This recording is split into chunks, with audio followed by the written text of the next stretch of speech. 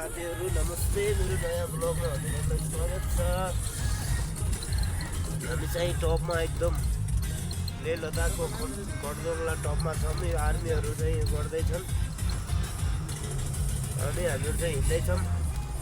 एकदम गाह्रो छ है, बरफ परेको छ, यस्तो छ, घाम चाहिँ लागेको छ आज चाहिँ, तर एकदम गाह्रो छ, जाडो छ, चिसो छ है।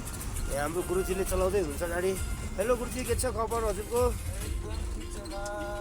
एकदम ठिक छ है। के भन्न चाहनुहुन्छ हजुरहरूले? केही भन्न चाहनुहुन्छ हाम्रो साथीहरूलाई? बेस्ट ब्लग अप ब्लग भन्दै हुन्छ होइन। यस्तो छ, हेरिदिनुहोस्, गाह्रो छ ड्राइभरी जिन्दगी। अनि यस्तो चिसोमा हिँड्नुपर्छ, रुगा लागेर गाह्रो छ, यस्तो भएको छ है।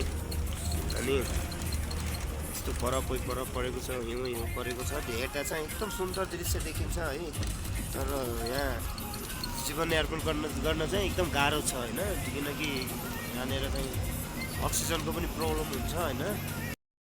यस्तो छ हेर्नु चाहिँ वरपर यस्तो ढाङढाङ छ, बिचबाट यस्तो हिँड्नुपर्छ है।